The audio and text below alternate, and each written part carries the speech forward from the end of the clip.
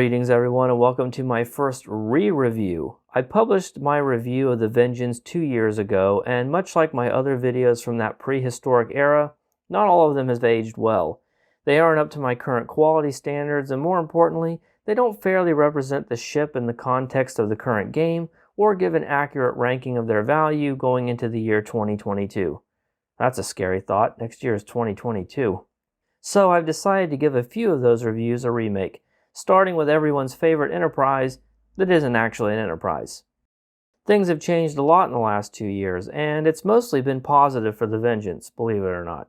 Miracle Worker had been out for over 2 years when I did the original review, and it took the Vengeance down a peg. It was fair to assume that newer Miracle Worker ships would continue to come out and degrade the value of this old stalwart, and that assumption wasn't exactly wrong.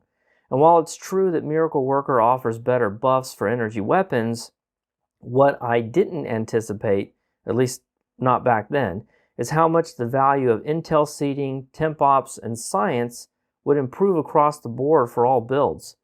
And would you look at that? The Vengeance has a decent supply of all three. It's not perfect, mind you. You'll have to make some compromises, such as either running emergency power to weapons 2 instead of 3, or override subsystem safeties 2 instead of 3, but you can fit 8, that's right, 8 of the most desirable control abilities for unconventional systems: override subsystem safeties, emergency power to weapons, emergency power to engines, and a beam mode of your choice with 2 tactical seats left over. This video isn't about unconventional systems, but if you don't know already, and I'll link a video in the description for you to check out, it allows you to use your console clickies way more often. Consoles like Domino, DPRM, Approaching Agony, the Tholian Web Spinner Array, among others, can give you huge boosts to firing cycle haste and bonus damage.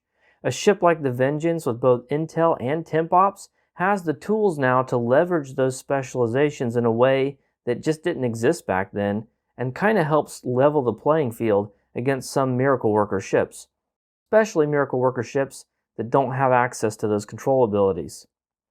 Add on to that strong base stats, and you have a very powerful ship on your hands. The accessories haven't aged nearly as well. The trait Target-Rich Environment is just a 30% Cat 1 boost for fire at will and scatter volley, and it's even more laughably out of date now than it was in 2019. The console Broadside Emitter Array is still pretty decent, but one of its biggest claims to fame back then was a passive that gave you 19% cooldown reduction for captain abilities, something we have in abundance now with Intelligent Agent Attaché, personal space trait. The clicky deals a bunch of phaser damage to an enemy in your side arc, and it scales off of phaser buffs. The pets, Kelvin Timeline assault drones, are independently very powerful, and as far as torpedo pets go, they still hold up. They're restricted to the Vengeance, but that's okay, because you aren't going to want to do a torpedo build on it anyway.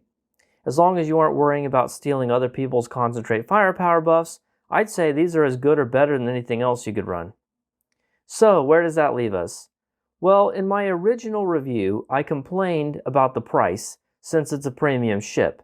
But since then, it was added to a mud bundle, which goes on sale for at least 50% a couple of times a year, allowing you to pick it up as an account unlock for the equivalent of about $50, bringing the value disparity with a C-Store ship into a more reasonable range. Taking all of that into account, let's score this thing. For meta, I'm going to give it 5 stars, which might be kind of surprising. Energy weapons are your best bet here, and those are the best performing builds in ISA to this day. The lack of Miracle Worker seeding does bring it down a bit, but the exceptional, nay, almost perfect seeding for unconventional systems helps to bring it back up again. It's just not as simple as it used to be, where a Miracle Worker ship automatically wins against other energy weapon ships. Add on the Weapon System Efficiency Cruiser Command and a hangar bay, and you got a powerhouse. In other words, it's still a great ship, just not for any of the same reasons it used to be.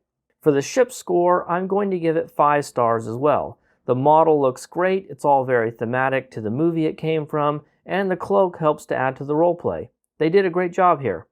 In terms of accessories, I'll give it 4 stars tentatively, mostly for the pets, which do still hold up, but are restricted to the ship, and you can't use them if you're playing with other people doing torpedoes.